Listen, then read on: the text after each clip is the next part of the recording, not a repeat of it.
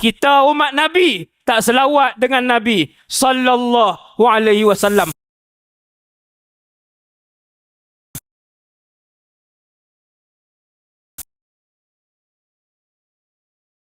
Di Mekah satu ketika dahulu, waktu Nabi hidup, tak hijrah lagi.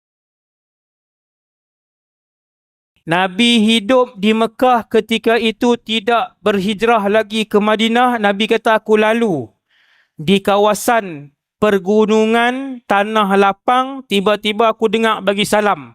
Nabi beralih tengok, pokok bagi salam. Hadis ni hadis sahih. Pokok bagi salam, Assalamualaikum ya Rasulullah.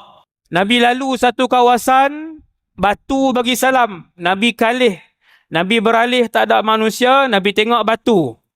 Batu bagi salam, Assalamualaikum ya Rasulullah. Hadis tu hadis sahih.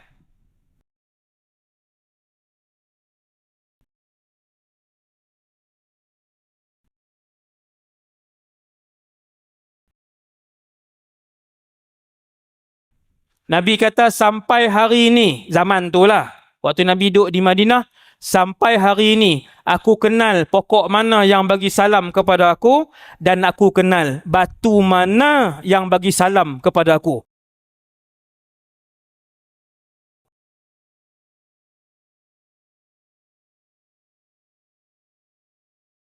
Inni la'arifu hajaran, inni la'arifu syajaran, kana yusallimu alayya fi Makkah.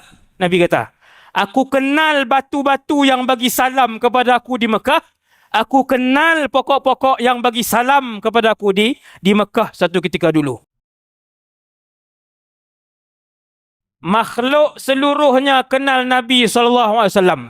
Binatang seluruhnya kenal Nabi. Batu seluruhnya kenal Nabi. Pokok seluruhnya kenal Nabi. Kita umat Nabi tak selawat dengan Nabi sallallahu alaihi wasallam. Pekaknya hati kita, tulinya hati kita, butanya hati kita.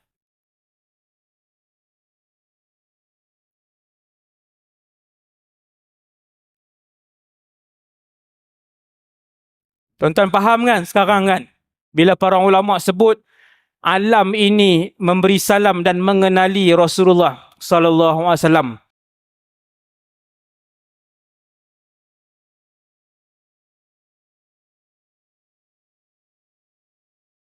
Batu-batu kenal Nabi. No, pokok-pokok kenal Nabi. Binatang kenal Nabi. Batu atau pokok batang kurma yang tak ada roh, tak ada perasaan, tak ada jiwa, tak ada akal, menangis kerana ditinggal baru sehari, baru 3 hari oleh Nabi SAW. Bukan tinggal jauh, dalam masjid yang sama. Nabi duduk di situ, batang kurma duduk di sini. Menangis sehingga didengari satu masjid. Kata Nabi, aku turun daripada mimbar. Aku peluk batang kurma itu. Lalu dia diam. Fasakan. Diam batang kurma itu daripada menangis.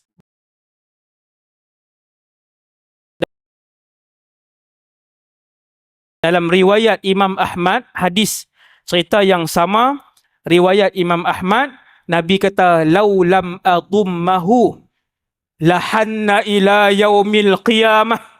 Kalau aku tak turun daripada mimbar baru, aku tidak peluk dan usap kayu batang kurma lama itu, lahanna ila yaumil qiyamah. Nabi kata, batang kurma itu akan menangis sampai kiamat.